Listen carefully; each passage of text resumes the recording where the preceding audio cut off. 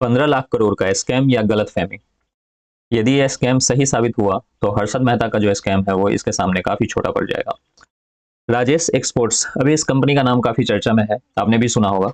सेबी ने इस कंपनी पर जो आरोप लगाया है, यदि ये सही साबित होता है तो इंडिया के कॉर्पोरेट हिस्ट्री का सबसे बड़ा फाइनेंशियल मिसरिप्रेजेंटेशन केसेस में से एक हो सकता है ये स्कैम का अमाउंट जो है वो 15 लाख करोड़ का बताया जा रहा है, लेकिन कंपनी का कहना है कि उन्होंने कोई फ्रॉड नहीं किया और ये सिर्फ एक मिसअंडरस्टैंडिंग है।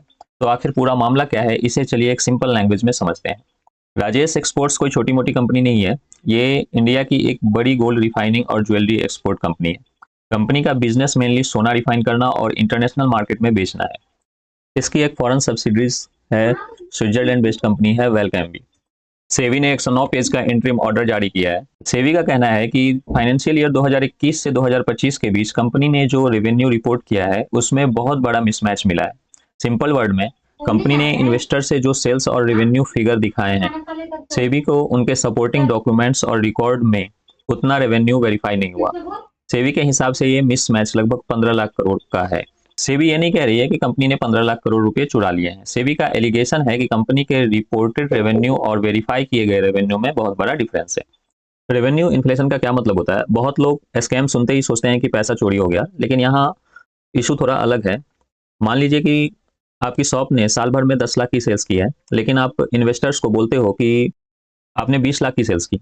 यहाँ आप अपनी कंपनी का असल वैल्यू ज़्यादा बड़ा और सक्सेसफुल दिखाने की कोशिश कर रहे हो। इसी को रेवेन्यू इन्फ्लेशन या रेवेन्यू ओवर स्टेटमेंट कहा जाता है।